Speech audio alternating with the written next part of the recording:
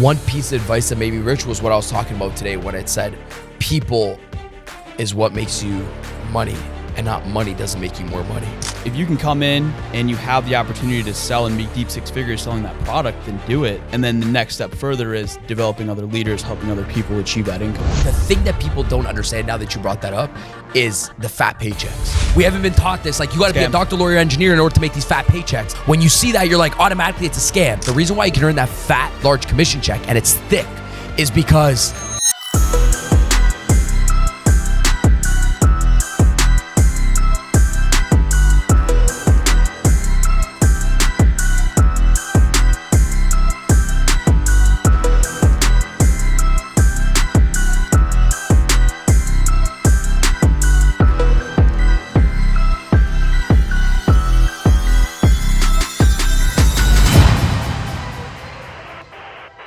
Daniel, what's one piece of advice that made you rich and one that almost made you poor? One that almost broke you. One piece of advice that made me rich was what I was talking about today when it said people is what makes you money, and not money doesn't make you more money. People and systems, right? So like while people are trying to chase a dollar, it's like you build people to make money. You don't try to build a bank account, you try to build people. So like for me, I think the worst thing you can ever hear is like, go make money. Well, first of all, it's illegal. Like you'll go to jail. You can't literally create money, you go to jail. Yep. Nobody ever tells us like, hey bro, in order to become wealthy inside of life, go build people. People will build your bank account and people will build your business. So like, that's when your shift focuses from a commission check to be like, leadership. How do I develop leadership in people? Because that's how I become rich. Okay, cool. How do I solve problems for people? How do I connect with people? You're not looking at everything as a sale. And I'm the sales guy, by the way, telling you this. But every sale is you're just opening up a new relationship. So every close is just opening up a new relationship. That's what a close is. It's like when you close somebody, that last 40% of the quadrant where I said wealth comes in, 40% on prospecting, 20% on closing, 40% on building. That's that open of a new relationship is that last 40%. So in order to become rich and wealthy, you have to focus on that last 40%. When you close somebody, now how do you build that somebody? Like, dude, I'm just such a firm believer that in life, we're taught to climb this fucking ladder in life, right? Like climb. Because most people would be like, what you guys got going on, it's a scam. Yeah. Like that's what they'll say. They'll be like, oh, it's a scam. It's one of those pyramid things. I'm like, explain to me. And they're like, well, you got to go inside and then somebody else is going to go underneath you and then somebody's going to go underneath you. I'm like, thank God. That means you could start at equal playing field, right? You could start in a company and then build below you.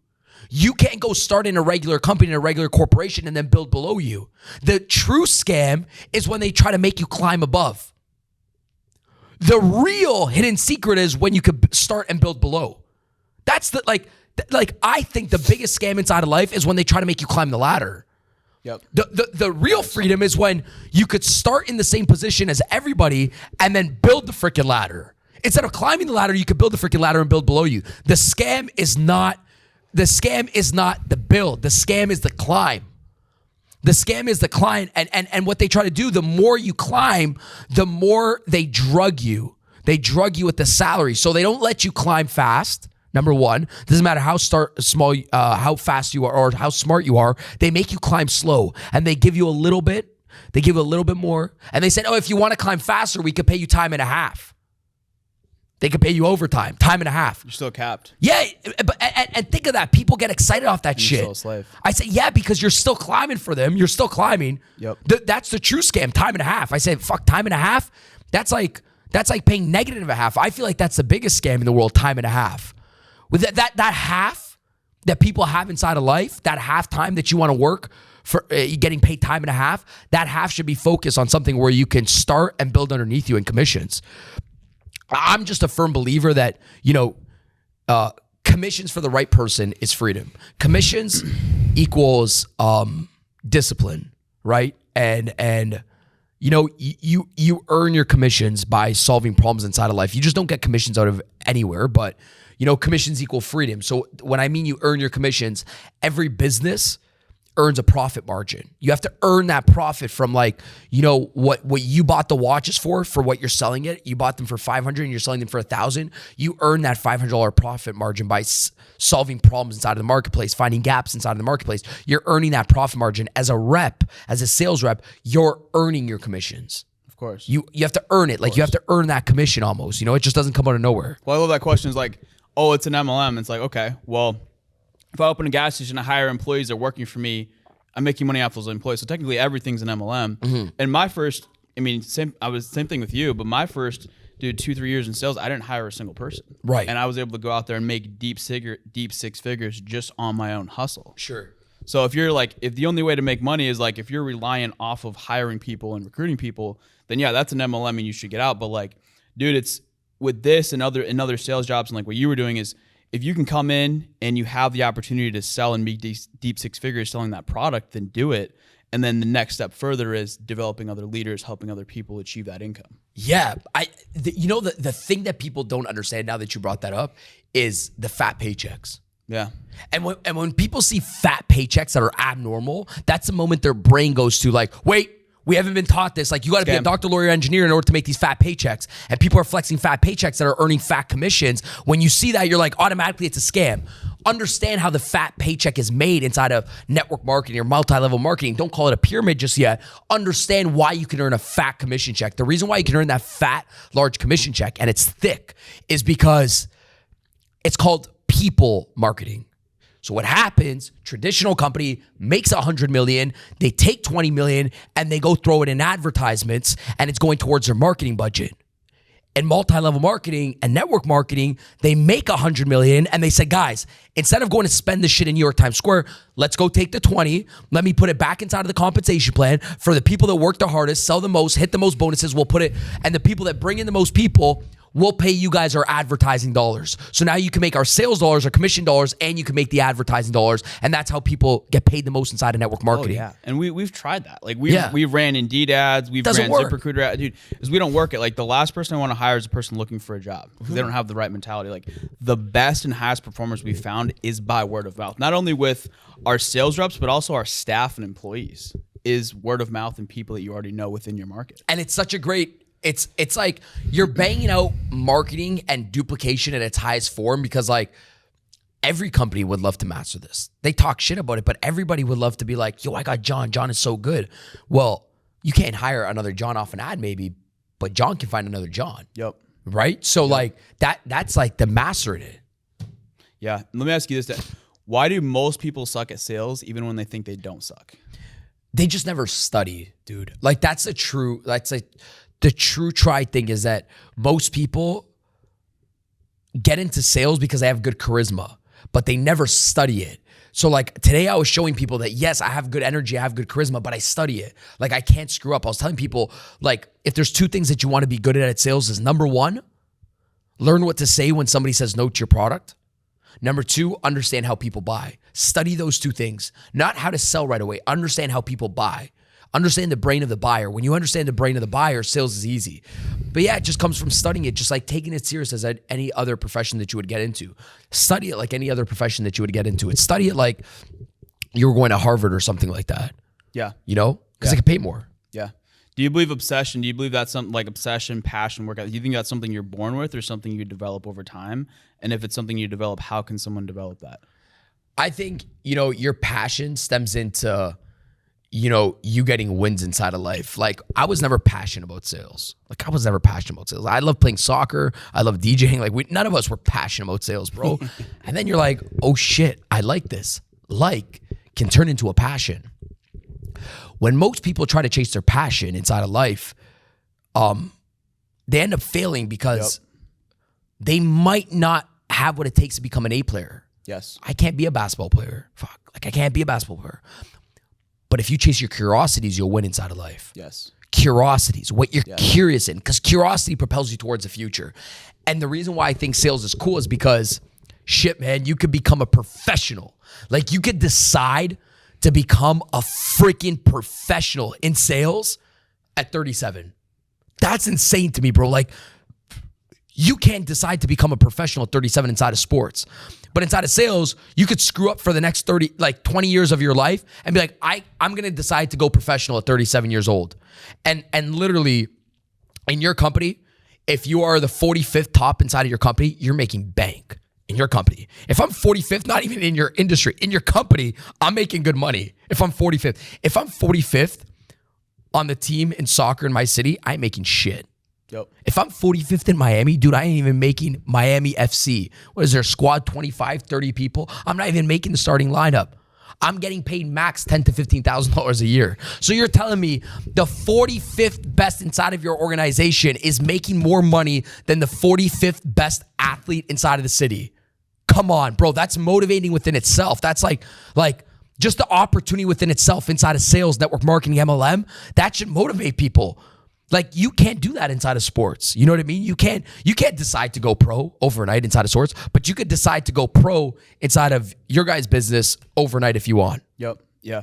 Daniel, we both got into sales at a very young age. Right. I got my insurance license when I was 19, got into financial services, completely changed my life. And it's cool because we have 18, 19, 20-year-old kids straight out of high school, no sales experience coming in, and they're making deep six figures their first year. So, Daniel, if I gave you 19-year-old kid, no sales experience, nothing, how do you turn them into a killer in 30 days? In 30 days? Yep. Go out there and talk to people and don't overthink the business because of base of where your bank account stands right now. Prospect based on where you're going to be in the next 30 to 60 days. Don't prospect based on where your bank account is today. If you prospect based off where your bank account is today, you won't go up to nobody. But if you prospect based on what the future has inside of your company and the paycheck that's waiting for you, you'll become a freaking beast inside of sales. You never prospect based off your own bank account. You prospect based off of what you're going to make in the next 90 days. So by me knowing that I can become a millionaire in the next year, that's my energy that I hold today. Yep. That's what makes a killer sales rep. That's what makes somebody, like, people want to be led by people that can lead them better than they can lead themselves. And if you could see your bank account that has $1 million in it, but it doesn't have it in it right now, and you could see what other people can't see right now, you will have the ability to lead people. That's what I was saying today on stage. I said, guys, why would somebody follow you as a leader if you could see what they could see? See, when I was on stage today, I said, guys, I seen a filled room before there was ever a freaking filled room. I said, why would somebody follow me if I had the ability just to see what the average person see? They would never choose me as a leader. I said, I seen $1 million check before the $1 million check came in. I said, I'd seen a full company before the company ever existed. I seen a full office before the office was full. And that's who people decide to follow, is somebody that could see the unseen. I said, if people can see what you see, that they'll never choose you as a freaking leader. You have to be crazy. Sometimes when people are like, oh, I don't want to be called crazy, I want more comments on my Instagram saying, this guy's on drugs. This guy's crazy. I need more of that shit. Because then... And you feed off that negativity. Yeah, bro. It's not even negative. It's actually, in my head, it's positive, because I say the most negative thing in the world would be like, man, that guy's so normal. Why the heck would I ever want to be called normal? Fuck that. Fuck it. Call me on drugs. I never want to be called normal. And that's why one day I made a reel where I'm like, people don't buy what you've done in the past. People buy where you're headed in the future. They buy this psychotic eyes. Like, my eyes are psycho. My eyes are crazy, bro. When people are like, oh, but look, he looks drugged out and stuff, I'm like, yeah, they're crazy eyes. The eyes are showing you that they want to win. Like, I didn't sleep for the last 24 hours. I was on a flight for in the last 8 hours. I did an event 12 hours ago. We were in California doing an event. I said, people buy the eyes of where you're going inside of the future. The eyes never freaking lie. It's like Scarface. Like the eyes never lie, Chico. Like, when people are like, oh, this is what I did in the past, nobody gives a shit. I want to see what the heck. I want to see if you got the hunger to take me where you want to go inside of the future. Meaning, like, as a sales rep today, people will buy your eyes. They could see when you're trying to recruit somebody, they're going to look at your eyes and be like, is the guy serious? Like, does the guy actually think we can make $1 million? They're not buying what your mentor said. They're buying where you think you're going to head. And this is also good for leaders that have already made $5,000, $10,000 a month. People are buying into the vision of where they feel like you could lead them in the future, not off what you did in the past. A lot of people try to come in and be like, oh, so this is what we did in the last 5 years. I don't give a shit.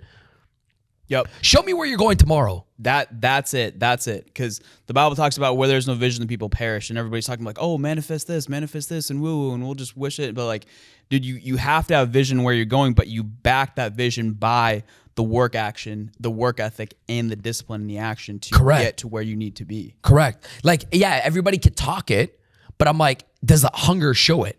Like, do they see it in this guy? Like, is it just talk? Because a lot of people polish old trophies.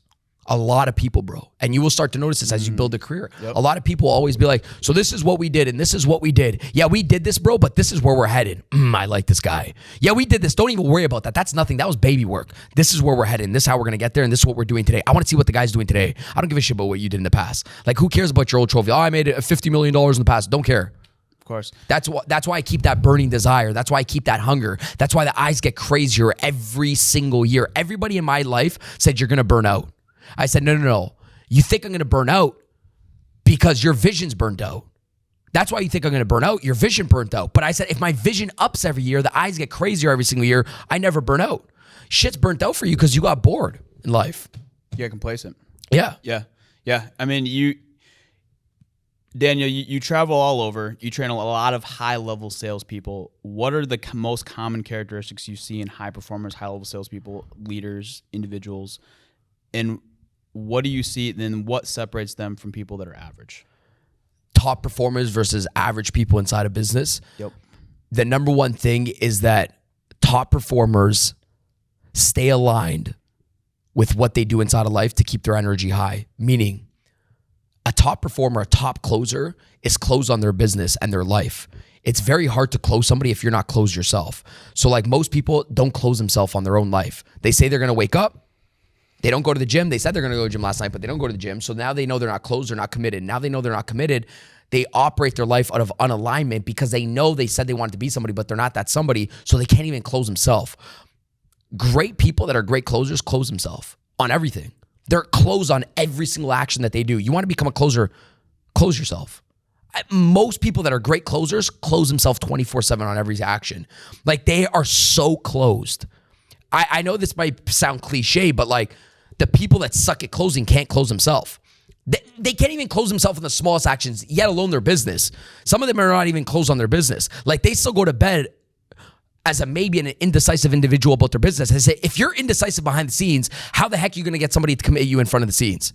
I said, you will close to the degree of which you are closed inside of your business. That's life in sales. You will close customers to the degree of which you're closed inside of your business. You will close at the rate to the degree that you're closed inside of your business. If you're indecisive behind the scenes, if you're maybe about your business behind the scenes, you'll get a lot of maybe people in front of the scenes. If you're slow behind the scenes, you'll get a lot of slow prospects in front of the scenes. So most people that are great top performers inside of the business, they're the most closed individuals inside of life. They're so certain. They're so closed on their business that you can't convince them anyone otherwise because that close is just certainty. Like, people don't understand, like, there's no 99%. It's 110%. Some people can be shifted. These pants are black. Yep. Okay. They're freaking black. That's it. You can't convince me that they're black, right? Yes. Okay, great. Some people don't think about that of their business. I'm certain that these pants are black. They're black. If you try to say otherwise, I'm like, no, dude, these are black pants. I'm certain about it. Most people get into business and they're still skeptical. They might be inside of their business and they're still skeptical and trying to close a decisive prospect.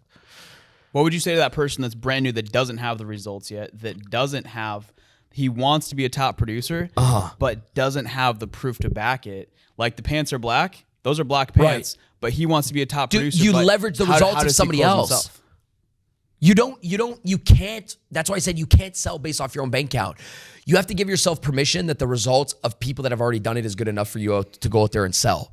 Because if not, like, that's the greatest thing being part of organizations like yours, guys, is where you could look at the top and be like, I just tell people, you don't have belief, take your finger, point up, look at the ceiling, look at people that have already done it. Yep. That's it. Yep. That's it. The results of other people are good enough for you to go out there and yell off mountaintops. Yes. That's it. It's to go like to the pinnacle of where you guys are at. No pun intended. You can get to the pinnacle by leveraging other people that have already got there. Yeah, that was the biggest thing for me, is like, I just need to see it can be done. Yep. Show me it can be done. Show me top producers and show me the blueprint to get there, and done. I'm going to do it. Yeah. I'm going to do it. And how you close yourself, in my opinion, is dude, it's in the habits. It's in the discipline. It's showing up for yourself and building that self-confidence and those stacking up those daily wins to get to that point, and eventually, boom, it happens. And the sales start rolling in, the success starts compounding, the momentum starts coming, and then before you know it, you're where you want to be. Yeah, I mean, it doesn't ever show immediately, like compound. It doesn't show immediately, but it becomes very exponential, very fast out of the blue. So when you start to compound, that's what I was saying on stage. The small compounds, it's not enough for people to be like, man, you're crushing it. But one day it just goes boop, exponential growth. You compound momentum enough. That cycle where you want to go splurge and you want to show people that you're winning, you shut up and you work that cycle one more time. Eventually it becomes exponential. Exponential is a hockey stick factor. And that's when people are like, what's this guy up to now? Because your paycheck went from 1 to 50 because you compounded it when it was at 3,000. You're like, all right, let me go through this cycle, a 90-day cycle again. And then it was at 10,000. You're like, all right, let me shut up. Let me do through a 90-day cycle again. Some people, they think you're losing, right? But then like that extra workout, rest in peace, Kobe Bryant, that extra workout that Kobe was doing every single day since elementary school, waking up at 4 a.m., it compounds over the next 10 years. And then you're like, oh, I'm going to try to do an extra workout. Dude, he's already been doing it for 10 years. He's already at Kobe Bryant level. And he's still doing it even at Kobe Bryant level. The game is to keep compounding even when you're at the pinnacle at the top. Yep. And you look like an overnight success, but you didn't see the 2, 3, 5, 10 years of grind behind that. Yep. I say always in life, you'll always be heavily paid for the shit that you were never paid for in the past. Like some people don't want to do free things. And I say, no, in life, you have to go through all the things that it may look like free work. Like, dude, that was my whole life. You know how many stages I did when people are like, oh, like say I'll do an event and I'll charge literally $100,000 to go speak at this stage. And somebody around me would be like, there's no way. Oh, dude, what the heck? It's just for an hour of speaking? You charge $100,000? I said, well, number one, I'm going to make the company probably $5 million after I'm done. Nobody can solve more sales problems better than myself. But regardless of the outcome, not just the outcome, I said, you're saying it was easy. I said, yes, I'm heavily paid right now for the shit that I was never paid for in the past. What you didn't see is 3,000 probably Zoom calls, 3,000 live streams twice a day for the last 6 years. What you didn't see is me and my videographer, shooter Steve, on red-eye flights for the last 6 years, doing over 200 to 300, 400 flights a year back and forth. Nobody said, hey, by the way, man, traveling for the last 6 years must be so easy, sleeping on an airplane, then getting up and then going to do a stage that you went negative on. And people are laughing about you because you're going negative at these events. That must be so easy. I said, you will be heavily paid and heavily complimented for the stuff and the shit that you were never paid heavily and complimented for in the past. There was no compliments. It was all negativity. And usually for the stuff that you were hated on in the past. Usually your biggest compliments today will be your biggest critiques in the past. Like usually the stuff that you're complimented for today, my biggest compliment today is also my biggest critique, by the way. That's what people don't understand. Your biggest love will be your biggest hate. So my biggest compliment is like, bro, love your energy. That's my biggest compliment, bro. My biggest hate is, dude, this guy has unnatural energy. He's on drugs. I'm okay with that. You have to be okay with being the most loved and the most hated in certain things, not just like the president, bro. He is the most hated, but the most loved. Yep. People don't understand the most loved. The president is loved more than I am loved. Yep. That's a lot of love, bro. That's a lot of, I'm loved more than the average individual. I'm also hated more than the average individual. The president is 1,000,000 times loved more than the average individual. He's also hated more than the average individual, but he's a president. He's the winner. That's why he's a winner. That's why he's a freaking leader, bro. Nobody can ever understand that. You become a leader because you're okay with being hated by majority. Yep. But number one, some of those like hated by a lot, but also loved by a lot. You will never have unanimous love inside of life. It's impossible to have unanimous love. I think some people come inside a business and they're trying to fight for unanimous love. Unanimous love is like trying to have love for everybody. It's not going to happen. The president doesn't wake up in the morning and try to fight for unanimous love. The president is out there to serve a vision, to help people that don't even see the help themselves. And he knows, hey, or she knows, whoever's leading the country, a lot of people aren't going to like me. And that's why you become the president. That's why you're the leader of a country. So I say, okay, imagine you were the president of a country and you woke up in the morning and you cared about what other people think about you. You will not be able to go operate. You can't, because there's a lot of people that don't like you. So you would have a million pounds on your back caring about the other opinions of other people. So how does the president go up there? And even they know millions of people don't agree with them, and they still go up there and they still lead, because they don't lead off unanimous love. They lead off of a vision. They don't try to lead off of trying to get everybody to love them. They lead off of a vision. And they have hope and they have faith that at one point, some of those people will come over and see the vision just the way they see the vision. That's it. That's the way somebody leads. It's about, just like we talked about, it's the ability to see what other people can't see inside of life. It's not to get the love of everybody. Yeah. Oh yeah, absolutely. The bigger you climb, the more hate you're going to get. And like for you and me, like people hate on me, people hate on, like, dude, it is what it is at this point. Like we could care less, but for that person that's new, that's getting the hate, that hasn't had the breakthrough yet, that's grinding, that's trying to keep the vision clear. He has the vision, but he's having negative self thoughts or whatever it is. He's doubting himself, doesn't know if it works. He doesn't have the validation, the proof. Like, how does he persevere through that early stage to get to that breakthrough? I think the first thing is, majority of people that disagree with your business sometimes are the people that are never going to buy. That's what kills people, man. Sometimes people want to create content on social media. And I say, usually that you're scared about creating content of the person that's never going to buy from you, but you care about that person's opinion. Like, you care about creating content from the closest people around you, but the closest people around you may never be your customers. And that 3 people that you're thinking about are killing you from serving another 10,000 people that like would beg for the opportunity that you got in hand. You know what I mean? So you got to see yourself more as a gift than you see yourself as an interruption inside of life. If you don't believe you're presenting a gift to people, you'll never win inside of business. I see myself as a gift. And there's no other thought process than me just being like, I'm a gift. When I go on stage, I'm like, I'm giving people a gift. I'm not an interruption to somebody. I'm not annoying somebody. And I close myself on being a gift, meaning everywhere I'm a blessing. And I don't say anything else inside of my head. And then I lead off of that, where I'm like, okay, I'm a gift and a blessing to everybody else. So you got to know, hey, why am I a gift? Why I have this company, I have this opportunity. It's a gift to people. Like, you're literally giving a gift to people. If you think, value your yeah. I'm like, it's like Christmas 24/7. Yeah. Yeah. What's the biggest lie that's being told in the online entrepreneur space right now? Go try to start your own company to become a millionaire. I don't believe that. I think work for people that want to make $1 billion so you can make $1 million. Yep. Like, why? Dude, work for a company that says, I'm going to allow you to have growth. I'm going to allow you to build the way you want to build. I'm going to allow you to have the vision that you want to have, right? Lead the way you want to lead. We'll take care of everything else. We'll take care of financials, customer service, legals, marketing, all that stuff, overhead, events. You do marketing, branding, and promotion. We'll pay you a fat check for it. The lie is like all this stuff where it's like, oh, you could make $1 million by clicking this button. No, you make $1 million by taking a good product, pushing it into the marketplace, like yours guys, finding good products, finding customers and people where that product can solve their problem, and you're playing the middleman. That's how you make a lot of money inside of life. Yep. So we're in the life insurance virtual sales space specifically. So based on the virtual insurance agents you've trained, what would you say is the biggest difference between a 10K a month producer and a 40K a month producer?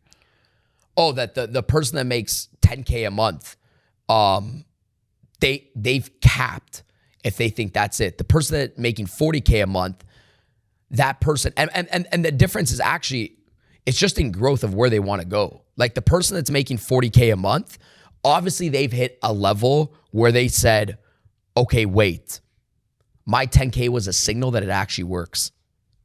Because like a signal that it actually works out. What that means is like every single time you hit above, like that's 120 a year, 10K a month, right? At that point, you have to start thinking in your head like, oh, this was just a sign that it works. And now you got to think of every paycheck as a sign. If you look at it as money, you're going to lose inside of life. If you look at paychecks as a signs, you're going to win. It's a sign that it works. Some people look at it as a paycheck. Every sale is a sign. Every sale is a sign, oh, the process that you did actually worked. And then when you compound the signs, when you make $10,000 a month, you're like, it's working, right? That's a sign. But some people might think it's paycheck. Yeah, absolutely. What would you say is the most underrated skill that sales agents need to master? The most underrated skill that sales agents need to master? I still think objection handling is still underrated. I still really think it's underrated. I know we know what to say, what about a product, but I still think if you're a master on what to say when somebody says no to the product and what to say before they even say no to the product, how to eliminate the objection before the objections even come up. Yes. That's like the first level of becoming a master, is trying to like eliminate them. So like you might never have to get the MLM objection. This is a pyramid. If you eliminated that inside of your presentation. Yep. Right? Path of least resistance. Correct. So it's like, how do you lower the resistance before the objections even come up? Absolutely. And not only that, but also how you say it. Right. Not only not getting it, but when you do get it, your tonality, how you say it. Because with what we do, selling over the phone, like a client gives you an objection and you might know what to say, but if you stutter, if you hesitate, you're like, or if you fluctuate your tonality, if you do anything, you're probably going to lose them. Correct. And so you need to like not only know them, but you need to know them. And it's like what you said, you know, earlier you said, raise your hand if you were born in another country. Raise your hand if English is your second language. And quite a few people raised their hand. I was surprised. But dude, there's only 15, 20 objections. And it's like, dude, you need to get it so ingrained in your brain that if somebody came to your house in the middle of the night, woke you up in the middle of the night and said, hey, I need to think about it, like, boom, you got it. Yeah. Hey, can you call me later? Yeah. Hey, I need to think about it. Hey, I need to talk to my spouse. Boom, I can't afford this. Boom. Yep. And it's just second nature. You don't even have to think about it. You just automatically roll it off your tongue. Yeah, I love that, dude. Yeah, like that's what gets you excited to play the game. That's Absolutely. it. That's what gets you excited. Absolutely. Daniel, last question for you. This is what I like to ask people, but it's deep. When people are at your funeral, when everything's all said and done, you're at the end of your life, how do you want to be remembered and what do you want people to say about you? Oh, that guy gave it his all. He never went in. He never went in half-ass. Like that's like I always tell people, like I will be remembered for never doing stuff at 90%. Like he pushed it to the limit every single time. Like he didn't, when he was with us, he gave us 150%. When he was in the interview with me, Daniel G wasn't, oh man, no, he gave me the interview. When he was on stage, he gave it as 150%. He always poured in. Like I think that's the most important thing. I don't like meeting people at 90%, bro. Yes. My whole life, like I like meeting people at 150. And if I think I'm gonna meet somebody at 70%, I said, I'm not ready to do it right now. I don't want to meet you at 100. I will always meet somebody at full capacity. So I want people to know, like, everything I do, I just don't do it to say that I did it. I do it because I want to pour it the frick on. And I think people sometimes get into business and they're like, well, I did the calls. Yeah, but you did it just to say you did it. I did content, but you did it just to say you did it. I did the interview, but you did it to say you did it. Like when I do a stage, I'm speaking. Like I'm all out. Doesn't matter who it's for, I'm speaking. When I'm on a podcast, I'm doing the podcast. I'm not thinking about what I have to do in the next hour or what just happened an hour ago. I'm on the podcast. So I want people to know that like my energy comes from complete standpoint of presence. That's how my energy comes from. That like everybody that has great energy is a very present individual. People that don't have high energy are not present inside of life. They're always thinking about what's going to happen in the future or what happened in the past. I'm very present, so my energy is very high. Amen. Guys, if you found value from this, like, subscribe, share it with someone else that would take value. Daniel G. Thank you, bro, for having me. Appreciate it. Thank you very much. Thank you.